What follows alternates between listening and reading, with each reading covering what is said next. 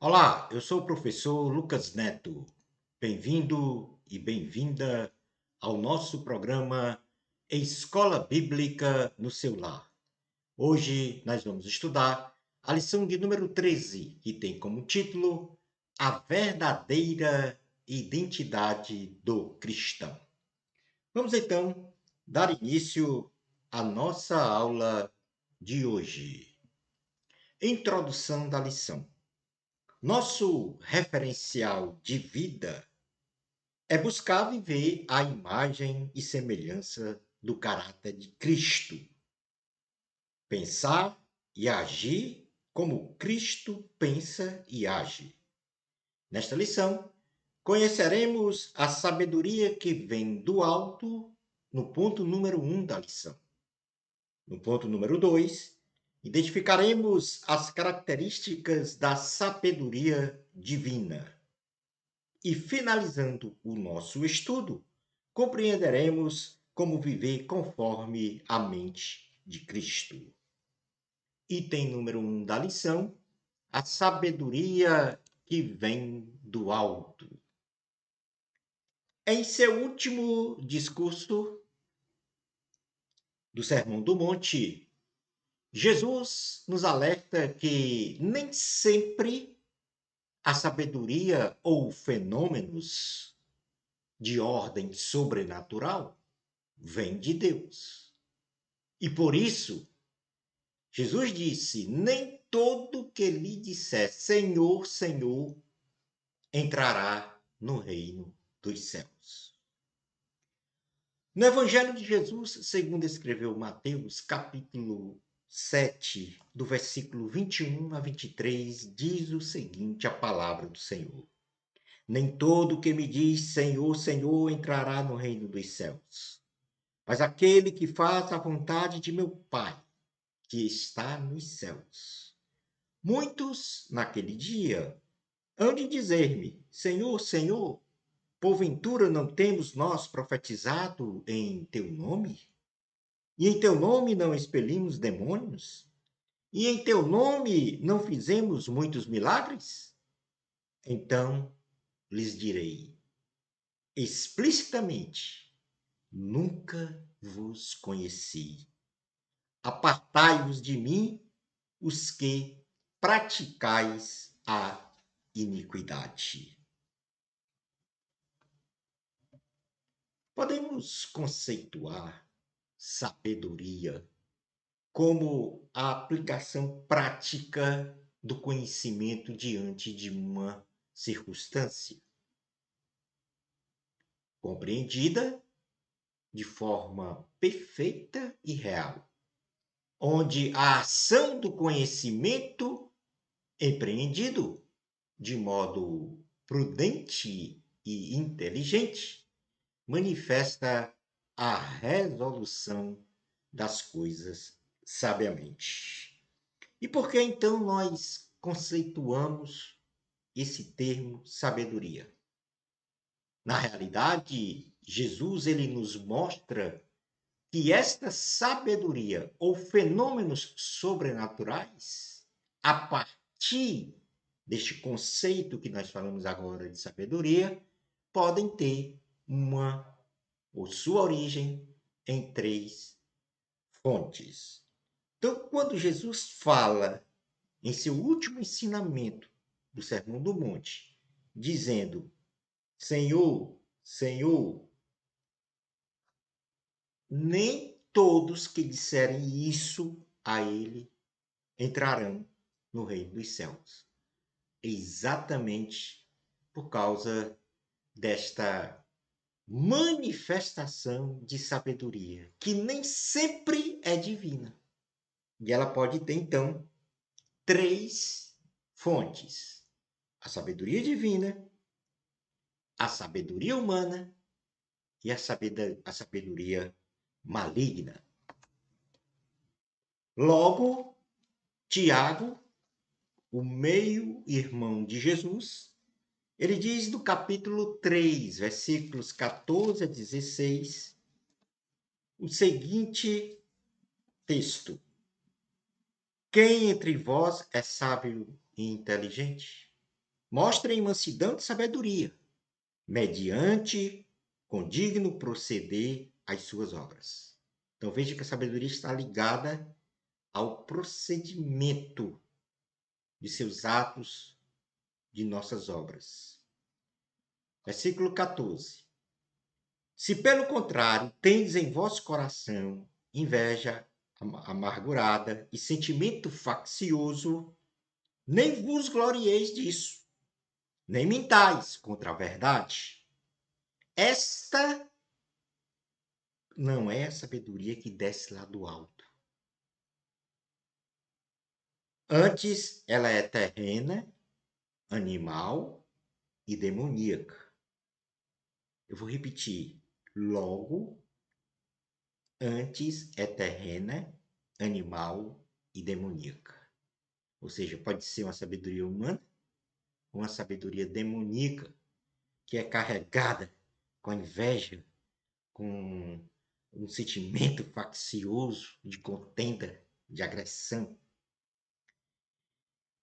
Versículo 16. Pois onde há inveja e sentimento faccioso, aí há confusão em toda espécie de coisas ruins. A sabedoria, porém, lá do alto é primeiramente pura, depois pacífica, indulgente, tratável, plena de misericórdia e de bons frutos, imparcial, sem fingimento. Ora, é em paz que se semeia o fruto da justiça para os que promovem a paz. Então, neste contexto, ser autêntico cristão, porque o título da nossa lição é A Verdadeira Identidade do Cristão, é exatamente manifestar essa sabedoria divina na nossa vida, no nosso proceder, no nosso comportamento, na nossa forma de se relacionar com o próximo e também com Deus. Ora, a sabedoria divina, ela é um dom de Deus, que é dado ao ser humano para a perfeita e real compreensão das coisas e ocorrências do mundo natural e, sobretudo, do mundo espiritual. Então, quem tem a sabedoria divina enxerga essas duas dimensões, a natural e a sobrenatural, de forma que seja aplicado corretamente este conhecimento, visando o quê? Equilibrar resolutivamente qualquer questão nestas duas dimensões. Quem tem sabedoria divina tem equilíbrio. Quem tem somente a sabedoria humana, e esta, que é a segunda fonte, também é um dom de Deus, dado ao ser humano, para compreender as coisas e ocorrências do mundo natural. Então, ele não enxerga o mundo espiritual, porque é fruto de uma inteligência aliada a uma capacidade de observação. Então, o conhecimento humano, ele busca compreender algo que acontece naturalmente. Como se desenvolve, por exemplo, uma semente que brota e forma uma árvore que dá frutos. Ora, essa capacidade de observação, de descobertas, experimentos e vivências do ser humano se apoia quase sempre na razão humana, ou seja, na sua subjetividade, e por isso ela é falível. E por vezes até fora da vontade de Deus. Então, quem vive exatamente vamos dizer assim, utilizando, usando, se comportando de acordo com a sua sabedoria, é falível. Sabedoria humana é falível. E temos uma outra que Tiago falou, que é, entre aspas, sabedoria, que é a maligna, uma falsa sabedoria. É a falsa sabedoria. induzida e engendrada nos porões do inferno. Também muitas vezes engenhosa, cujo agente hospedeiro é o ser humano, dominado pelo pecado, que ao aplicar essa falsa sabedoria, visa matar, roubar e destruir. Quem quer que seja. Até mesmo a si. Então, na realidade, nós temos aí três fontes de sabedoria que combinam com o meu comportamento: sabedoria divina, sabedoria humana e sabedoria maligna. Um cristão que tem uma verdadeira identidade de cristão, ele está exatamente nas dimensões da sabedoria divina e humana, pautando a sua vida, presidido pelo Espírito Santo. E longe, longe, longe da sabedoria maligna, do pecado, vamos dizer assim, de forma mais direta. Tiago ainda aponta as características da sabedoria divina. E é nessa que nós devemos viver, nos comportar, para ter identidade de cristão. No 3,17, Tiago 3,17, ele diz assim, eu vou aqui repetir, já fiz a leitura de Tiago 3,17 e vou fazer novamente a leitura desse versículo. A sabedoria, porém, lá do alto, seja a divina, é primeiramente pura, pacífica, indulgente, tratável, plena de misericórdia, bons frutos, imparcial e sem fingimento. Ou seja, ele enumera aí 8 características de quem, vamos dizer assim, manifesta essa sabedoria divina dada por Deus. E aqui quero apresentar essas 8. Vou ler rapidamente numa definição. A pureza. A sabedoria do céu, ela não traz em seu bojo qualquer indício de maldade ou coisas ruins. Ela está completamente isenta de qualquer estado ou intenção pecaminosa. A pureza. 2. A sabedoria divina tem uma característica pacífica. A aplicação da sabedoria divina promove sempre a paz, pois a sua essência é de paz. Indulgente. Terceira característica. O resultado da ação da sabedoria divina é a busca do equilíbrio, ainda que haja extremos antagônicos de situações e comportamentos. A equidade é alcançada, o equilíbrio. Quarta característica, tratável. Podemos dizer que, neste aspecto, a sabedoria divina é carregada de amor, promovendo a união de todos. Quinta característica da sabedoria divina, quando manifestada no ser humano, misericórdia. Significa que na sua natureza possui o amor com todas as suas características manifestadas ao próximo como a si mesmo. Sexta característica, cheias de bons frutos. A sabedoria divina só produz coisas boas, que edificam a vida de uma pessoa para uma harmoniosa convivência social e espiritual, com os seus semelhantes e com o Senhor. Sétima característica, imparcial. Não há favoritismos, nem acepção de pessoas no uso da sabedoria divina, independentemente de etnia, religião, posição social, etc.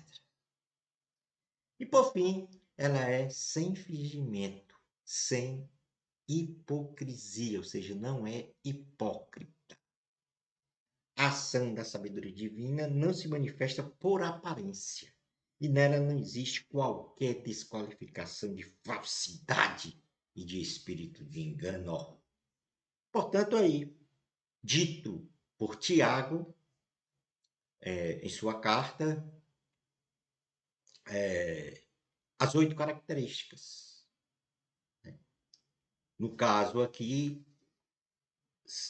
vou repetir, pureza, a sabedoria divina é pura, pacífica, indulgente, tratável, misericordiosa cheia de bons frutos, imparcial e sem fingimento. Não é hipócrita. Então, essas características, estas virtudes, estas qualificações têm que fazer parte do nosso comportamento no dia a dia para termos a verdadeira identidade do cristão. E quando manifestamos características antônimas dessas aí, dizendo a pureza, impureza. Quando manifestamos, em vez de sermos pacifistas, fomentamos contendas, agressões. Portanto, longe da sabedoria maligna. E devemos imitar a Cristo, ter a mente de Cristo, com estas características. Passando então agora para o item número 3, o último item da nossa lição de hoje, nós temos que viver conforme a mente de Cristo. Para sermos cristãos, porque na verdade nós temos que ser imagem e semelhança de Cristo. Então, Jesus, após ele explicar que nem todo que diz Senhor, Senhor entrará no reino dos céus, ele diz que quem escuta a palavra de Deus e a pratica plenamente em sua essência é prudente. E aí ele compara a um edificador que construiu uma casa sobre a rocha. E esta resiste a todas as intempéries do tempo. Mas Jesus também disse, porém, que aquele ou aquela que escuta a palavra de Deus e não a pratica, ou seja, não é autêntico em sua fé, não tem a identidade genuína de cristão, é insensato ou insensata. Como um edificador que construiu uma casa sobre a areia, e esta não resiste a todas as intempéries do tempo, e então é destruída, desmorona, se desintegra totalmente.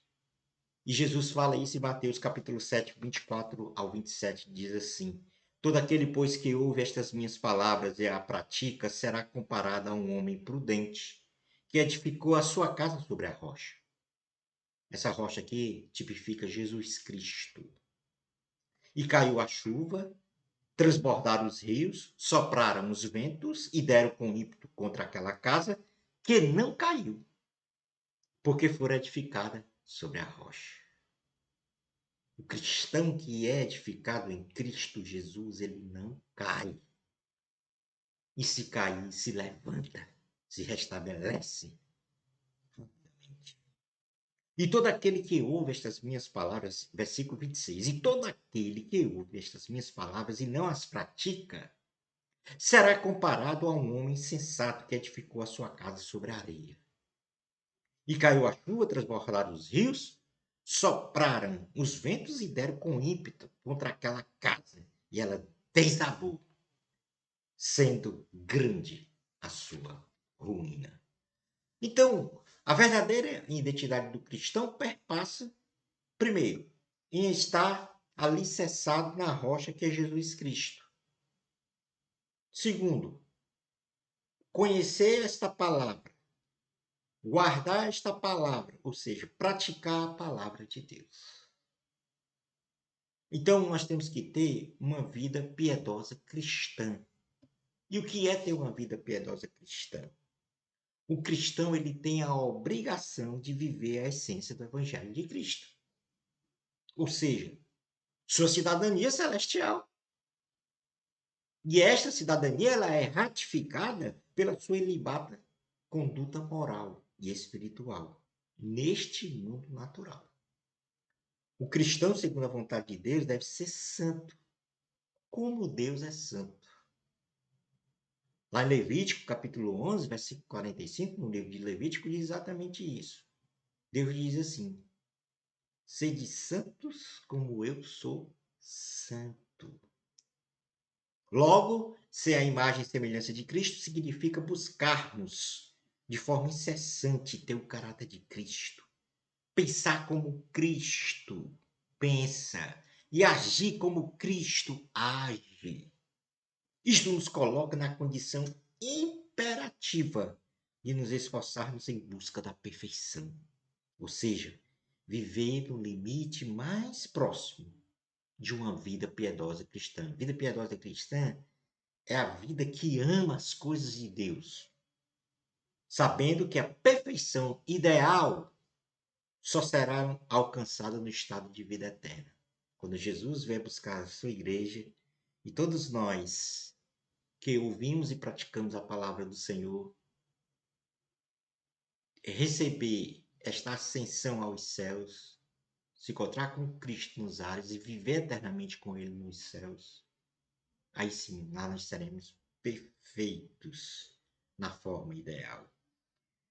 Agora, o que nos interessa nesse momento é como ser santo e perfeito num mundo imperfeito, manchado pelo pecado, inundado de iniquidades, sabendo que estamos ainda num corpo corruptível, sujeito às tentações e mazelas da pecaminosidade. Essa é a grande luta, a grande batalha espiritual que nós temos no dia a dia. Então, a primeira coisa que nós devemos fazer preliminarmente é nos consagrar a Deus num culto racional a Deus. Não só no sentido coletivo, mas também individual, de cada cristão. Ou seja, ter uma mente renovada a cada dia dessa nossa peregrinação aqui na Terra. Pois a nossa definitiva pátria é a pátria celestial, onde teremos vida eterna com Cristo.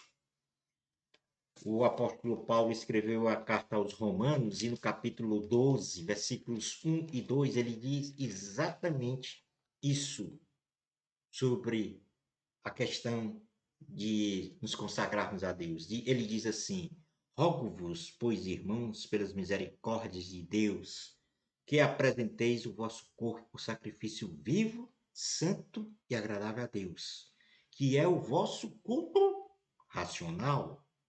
E não vos conformeis com este século, mas transformai-vos pela renovação da vossa mente, para que experimenteis qual seja a boa, agradável e perfeita vontade de Deus. Ora, nesse sentido,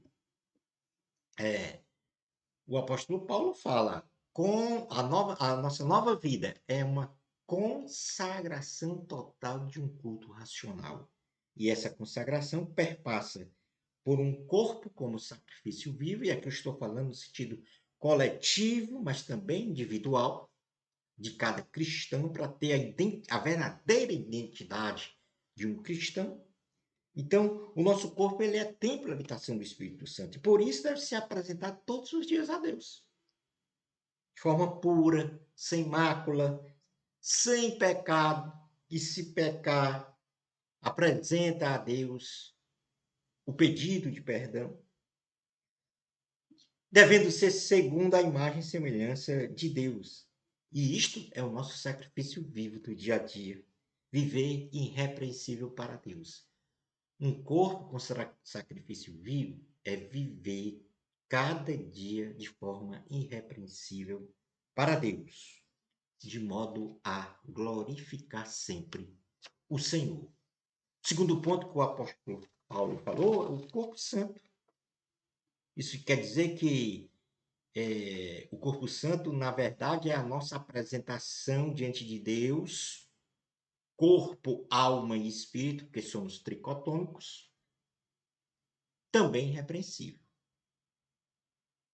Ou seja, se um corpo como sacrifício vivo se apresentar irrepreensível a Deus, glorificando, se consagrando a Ele, o corpo santo é o seu corpo, alma e espírito longe do pecado, separado do pecado.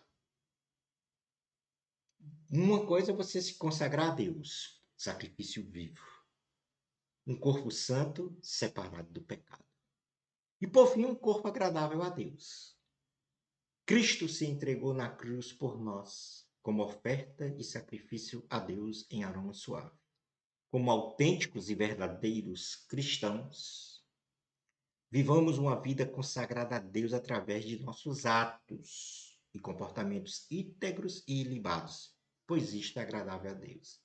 Agradar a Deus é se comportar como com o caráter de Deus na sociedade e em relação ao Senhor na forma vertical. Então fique entendido que um corpo como sacrifício vivo é se consagrar a Deus todos os dias. Um corpo santo é corpo, alma e espírito irrepreensíveis diante dos homens e diante de Deus. E um corpo agradável a Deus é fazer as coisas que Deus quer, ou seja, realizar a vontade de Deus, depender de Deus. Esta é a verdadeira identidade de um cristão. Então vamos falar um pouco aqui da essência desse culto racional. Somente pela misericórdia de Deus podemos nos apresentar diante de dele como sacrifício vivo, santo e agradável a Deus, que é o nosso culto racional. Logo, temos uma pergunta: como ter espírito, alma e corpo irrepreensíveis segundo a fonte de santificação que vem de Deus, na condição de um culto racional? Já falei, dei a resposta. Então, essa resposta, certamente ela é satisfatória.